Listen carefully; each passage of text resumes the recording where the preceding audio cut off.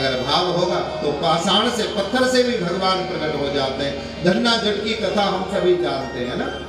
कोई महात्मा जी आए गांव में पूजा करने, देखा धन्ना जट तो खेत में हल चलाता था अपना।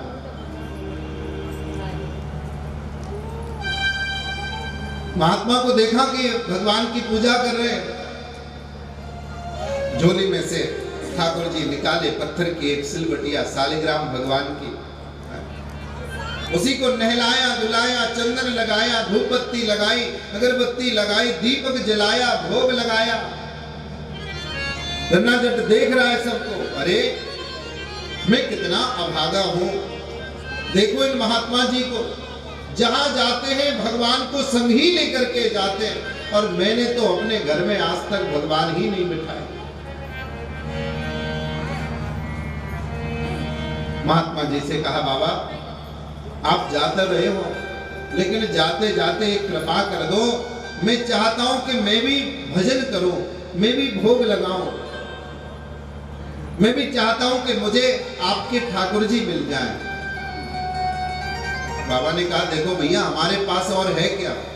बाबाओं के पास, महात्माओं के पास में तो उनके ठाकुर जी ही उनकी संपत्ति होते हैं। अब तुम ठाकुर जी को ही ले लोगे तो हम क्या करेंगे? धन्ना ने कहा, देखो महाराज मैंने आपको शाम को भोजन कराया था, दोपहर में भी भोजन कराया, इतनी सेवा मैं आपकी कर रहा हूं, अब आप चाहते हो कि मेरा उद्धार कल्याण हो जाए तो आपको ठाकुर जी तो देने पड़ेंगे। महात्मा ने कहा, ठीक है कल देंगे फिर ठाकुर जी। रात भर सोचते रहे क्या करें क्या करें। रात में महात्मा ने दूसरा वैसा ही एक काला काला पत्थर ढूंढ लिया,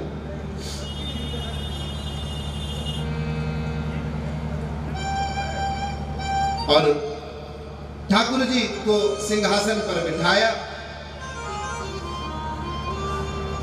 नीचे अपने ठाकुर जी बिठाल दिए, ऊपर वो पत्थर जो लेके आए थे महात्मा, उसको बढ़िया चंदन टीका लगा के, माला पहना करके और विराजमान कर दिया। धन्ना को बुलाया, आजा भैया देख, दो ठाकुर जी हैं मेरे पास। कौन से? बोले एक तो है राजा ठाकुर, एक तो राजा ठाकुर हैं और दूसरे नौकर ठाकुर हैं। तुझे जो ठाकुर जी चाहिए ना वो ही ले ले। ऊपर राजा ठाकुर बना करके एक साधारण से पत्थर को बिठाया। अब धन्ना सोच रहा है, बोले नौकर का क्या करूंगा? नौकर तो मेरी तरह ही होगा। अगर मेरे पास में राजा ठाकुर आ जाए तो भैया राजा की बात तो सारी प्रजा मानती है, फिर तो मेरे घर में आनंद ही आनंद होगा।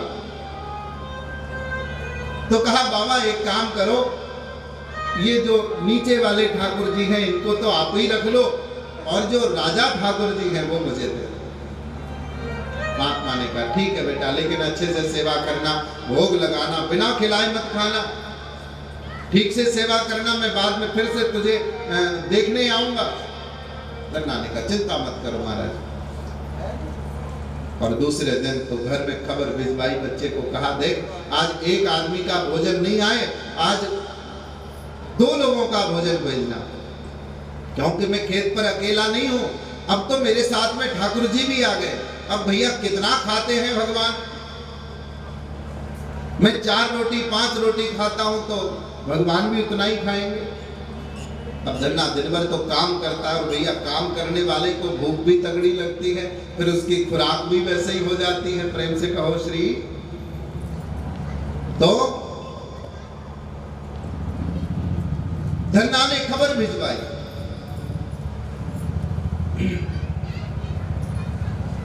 कि आज 2 लोगों का भोजन आना चाहिए। पत्नी ने सोचा कोई आया होगा, एक टिफिन में भोजन भर के, रोटी सब्जी चटनी जो कुछ भी घर में था वो लेकर के बच्चे को लेके भेज दिया, जाओ। अब ठाकुर जी का भोग लगाने के लिए धन्ना आया। ठाकुर जी को सोच रहा है, मेरे पास में तो कोई छोटी सी लुटिया नहीं है, महात्मा जी के पास तो छोटी सी लुटिया थी तांबे की, अब मैं भगवान को नहलाऊं कैसे? तो कहा, चलो ठाकुर जी जहां मैं नहाता हूं, स्नान करता हूं, वहीं लेके चलता हूं। कुआं पर ले गया महाराज और कुएं पर ले जाकर के रस्सी में बांधा भगवान को।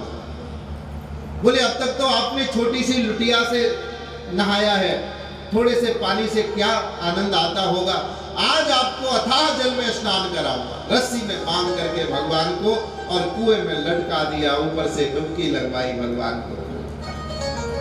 10-20 बार जब डुबकी लगवाई फिर बाहर निकाला, चंदन कहां से लगाऊं, वहीं कुएं के पत्थर पर ही दूसरा पत्थर घिस करके उसका चंदन लगा दिया। फिर भोग लगा रहा है, ठाकुर जी भोग लगाओ, लेकिन भगवान ऐसे भोग कैसे लगा, भोग नहीं लग रहा है। मन में भाव आया, अरे मैंने धूप बत्ती तो जलाई नहीं, धूप बत्ती नहीं जलाई, तुलसी का पत्र नहीं डाला, भगवान भोग कैसे लगाएंगे। मैं भी कितना मूर्ख हूं, लेकिन धूप बत्ती कहां से लाऊं। तो वही जो बैलों ने, गाय ने जो गोबर कर रखा था उसके कंडे है ना, उपले, वो उपले लेकर के आए और ठाकुर जी के चारों ओर उपले रख करके उसमें आग लगा के बुझा दिया। अब तो खूब धुआं हो रहा है। महाराज वो तो छोटी सी बत्ती दिखाता था आपको महात्मा जी, तो अब देखो मैंने तो आपके लिए धुआं ही धुआं कर दिया। भगवान ऐसे भोले पर ही तो रीझते हैं मेरे भैया। राम जी कभी किसी महाज्ञानी को मिले हो न मिले हो इस बात की गारंटी नहीं, किसी महाज्ञानी को पंडित को मिले न मिले, लेकिन जो प्रभु के लिए पागल रहता है, जो प्रभु के लिए दीन रहता है, जो भोला बन करके रहता है, उसको ही भगवान मिलता है। गन्ना ने धूप बत्ती जलाई, अब निवेदन कर रहा है, प्रभु खा लीजिए, 1 घंटा हो गया मुझे आपकी पूजा अर्चना करते करते, इतनी देर में तो देखो मैं कितना हल चला लेता, कितना खेत जोत देता। बैल भी धूप में खड़े हैं, मैं भी धूप में आपकी सेवा कर रहा हूं, प्रभु भोग लगाइए ना। आंख बंद करिए, पर्दा नहीं लगाना, भगवान भोग कैसे लगाएं। अपने गमछे को ही लेकर के और भगवान के सामने लगा दिया, प्रभु अब तो भोग लगा लो, बहुत देर हो गई।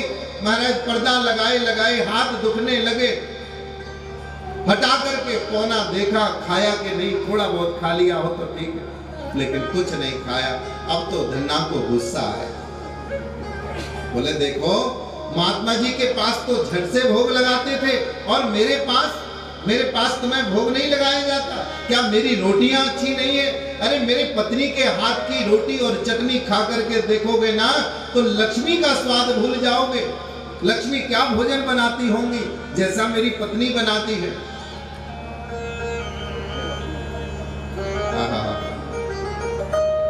धन्ना दुखी हुआ और झगड़ा भगवान से किया। भक्त और भगवान का झगड़ा भी बड़ा विलक्षण होता है। धन्ना ने कहा देखो, जब मेरा बैल मानता नहीं है मेरी बात, जब वो कहीं अड़ जाता है, रुक जाता है, तो मेरे पास में एक हथियार है, ये हंटर, ये डंडा मेरा। जब मैं बैल में 2 मारता हूं तेजी से तो महाराज फिर मेरी वो बात मानने लग जाता है। तो मुझे लग रहा है कि तुम भी ऐसे मानने वाले नहीं हो। सब तरह से मैंने तुम्हें मना लिया, फिर मत कहना, मुझे दोष मत देना। हाँ, राजी राजी से खाओ तो ठीक है, नहीं फिर जबरदस्ती खिलाना आता है। धन्ना ने हाथ में लेकर के डंडा जो हाथ में उठाया, मानो भगवान का सिंहासन हिल गया। साक्षात जगतपति नारायण, साक्षात हरि, साक्षात परमात्मा लक्ष्मी को छोड़ करके दौड़े। अरे प्रभु भोजन तो करके जाइए। बोले नहीं, आज तो मैं धन्ना के यहाँ दावत खाने जा रहा हूँ। और महाराज जैसे जैसे धन्ना ने डंडा उठाया, आज साक्षात नारायण, साक्षात हरि उस साधारण से पत्थर में से वो साक्षात परब्रह्म परमात्मा प्रकट हो गए। बोलिए भक्त वत्सल भगवान की जय। धन्ना ने चरणों में प्रणाम किया, प्रभु क्षमा करना, आपको कुछ गलत सलत कह दिया हो तो। हाँ, गांव का हूँ, गंवार हूँ, पढ़ा लिखा नहीं हूँ, आप आए तो मैं आपकी स्तुति भी नहीं जानता, प्रार्थना भी नहीं जानता। अब जब भगवान की स्तुति नहीं आती, प्रार्थना नहीं आती, तो मुझे समझ नहीं आ रहा कि मैं आपको कैसे मनाऊं, कैसे रिझाऊं जिससे आप खुश हो जाएं। भगवान मुस्कुरा रहे, धन्ना तुझे कुछ कहने की जरूरत नहीं है, तेरे हृदय के भाव पर ही मैं रीझ गया। आज तो मुझे बाजरे की रोटी के साथ में, चटनी के साथ में, गुड़ के साथ में भोग लगाना है। भगवान खाने लगे और खाते खाते इतना स्वाद आ रहा है उसमें कि भगवान 4 रोटी खा गए, 5 खा गए, 6 खा गए। अब धन्ना देख रहा है, बोले मेरे लिए कम न रह जाए। अरे प्रभु देखो, ये सारी आपके लिए नहीं है, आपके लिए नहीं, मेरे लिए भी तो प्रसाद छोड़ो। भगवान ने कहा हाँ हाँ ये प्रसाद तुम्हारे लिए है। 4 रोटी धन्ना को भी दे दी। धन्ना ने कहा देखो आपने तो खा लिया, पानी पी लिया, अब बहुत देर हो गई आपको मनाते मनाते, तो अब एक काम करो, मैं यहाँ पेड़ के नीचे बैठा हूँ, भोजन कर रहा हूँ, जब तक जाकर के तुम जरा 2-4 बार बैल लेकर के जाओ, खेत पर हल चलाओ और खेत को जोतो। भगवान ने उसको भी स्वीकार कर लिया कि न जाने कौन से गुण पर दयानिधि रीझे जाते हैं। पता नहीं कौन से गुण पर ठाकुर जी रीझ जाए। ऐसे भगवान ने धन्ना का हल चलाया। धन्ना निहाल हो गया। मेरे भाई बहन, धन्ना ने तो भगवान को बाजरे की रोटी खा करके मना लिया, रिझा लिया, लेकिन हम कैसे रिझाएं, हम कैसे मनाएं? एक बार सब भाव से कहो जय श्री राम।